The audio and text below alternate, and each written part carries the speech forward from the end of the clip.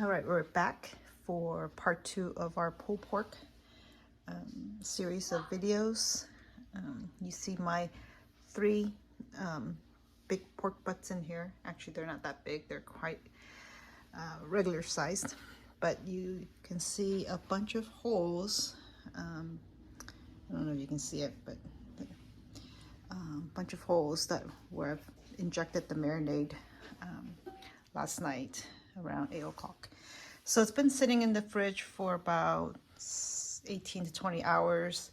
You'll see that there's a lot of that juice has come back out, which is quite inevitable, but I hope some of it stays in, and we will get ready to smoke this in about an hour. So I usually pull it out about 3 hours before I smoke it to bring it down to room temperature as much as I can. That way it helps my smoking process go a little faster. Usually also I put in a rub on my pork before it goes on. Today I realized that I have completely ran out of the rub that I used to use, which is okay. Pork just usually likes a lot of acid. So my marinade has apple cider vinegar in it, and I'm gonna just go ahead and use my trusty taco seasoning mix, which has lime and garlic and a lot of other typical things that we would have in a pork rub anyways. Okay, so I'm gonna go ahead and start just liberally putting in a lot of this rub all over. But the goal is to put it in at 225, leave it alone for the first 3 hours. Then I'll be spraying it with my apple cider vinegar mix with water to keep it moist. And hopefully around hour number 6, the exterior of the pork will be nice and crusty, but not burnt. Then I will wrap all 3 of these. And because it's raining, most likely I'll just, once you wrap it, there's hardly any smoke that gets into it. So you're trying to get the smoke flavor into the meat the first 6 hours or 7 hours, whatever, until it reaches about 160, 170 internal temperature. But once you wrap it, then, you know, you could literally just take it out of the smoker and stop wasting the pellets and just put it into your regular oven for the next how many hours you want to do it. And so my plan is to put that in the oven after I wrap it for the next 6 hours, also at 225, to get it up to 205 internal temperature. Once it reaches that, then I can pull it out, wrap them really well, and put them into a cooler and allow it to slowly come down to temperature-wise for eating.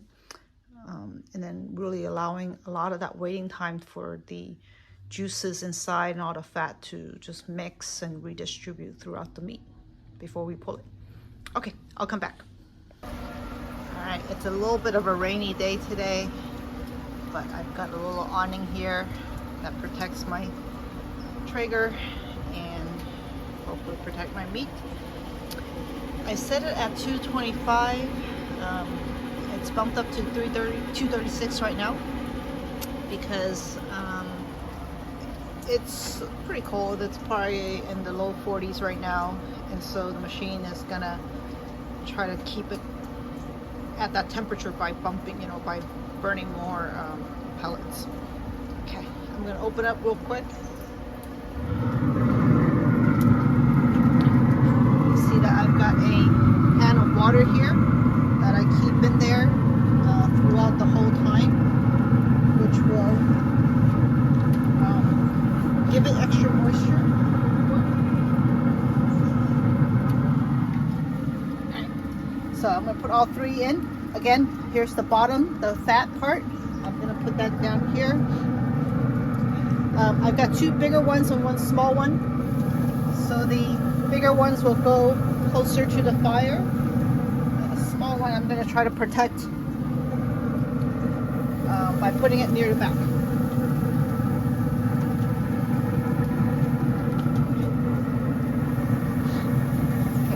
to give space. When you're putting that much meat in, you're going to want to give space for the smoke to get through. So that looks good. I'm going to put this in, and as soon as I close this, the Traeger will try to go back up to the 225 that I've set. It already went down to 176. So give it some time to get back up to 225. And I'm not going to touch this for 3 hours. But at the end of 3 hours, I have a bottle of apple cider vinegar mixed with water, about half and half. And what I'll be doing is at the 3 hour mark, I'm going to open it and spray all the meats, and then close it and keep going after that. Okay. All right, it's been about 3 hours since we first put in the 3 pork butts.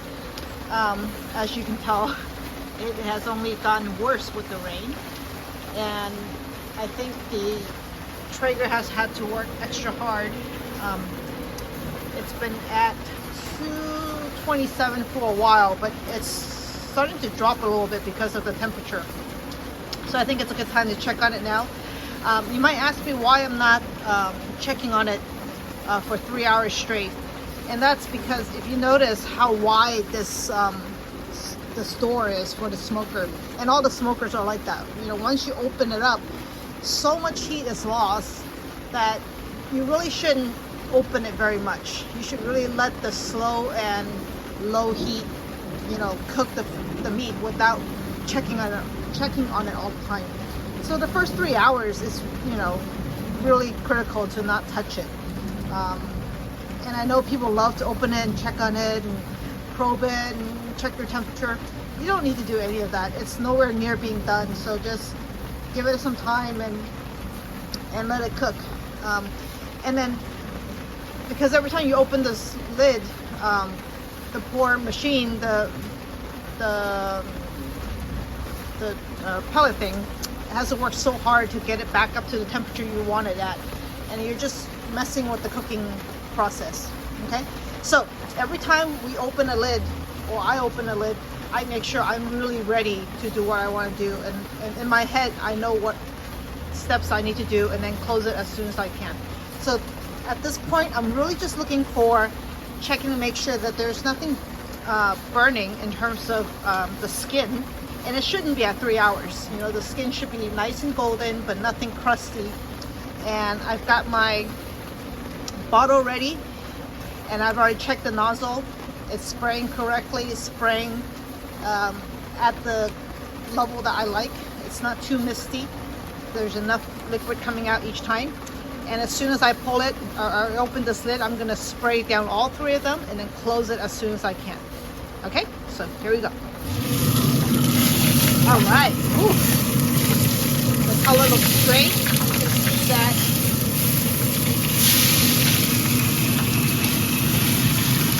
So also I'm checking to make sure that there's still liquid in my water pan. Okay, that's good enough. Time to close. All right, if you checked it, maybe it was less than 10 seconds, I hope. And you can see that it was at 222 and it went down to 193.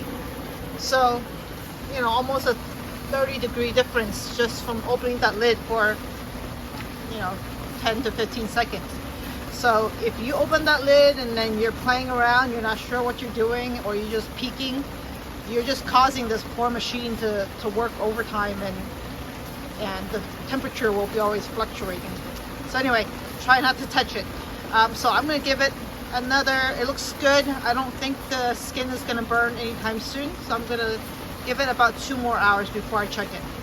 But after this, most people after 3 hours, you can spray every 1 to 1.5 hours if you feel like it's getting kind of dry. Okay?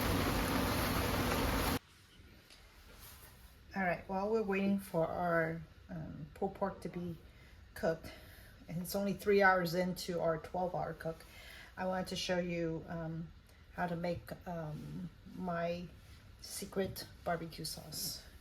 And I show it to you because people seem to like it a lot, and it's just so easy that, you know, I might as well share it. Anyway, I buy whatever's on sale. I buy some kind of barbecue sauce. It doesn't need to have any special flavorings or special, you know, whatever. Just buy plain barbecue sauce. I'm gonna go ahead and fill it up. I usually put it into my own jar. And I'm gonna fill it up to about 3/4 of the jar. And then this is apple cider vinegar. Notice I've got apple cider vinegar in the marinade. I've got apple cider vinegar that I'm spraying on the top, and now it's gonna go in the barbecue sauce. So I'm basically taking this apple cider vinegar and adding about 1/4 of the volume into this jar or container, and shake it up. And it's a lighter sauce. It's a thinner sauce than your typical barbecue sauce.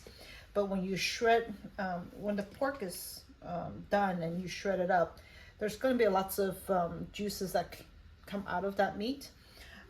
But as you plate it, and usually we put it on top of like a dinner roll or a Hawaiian roll.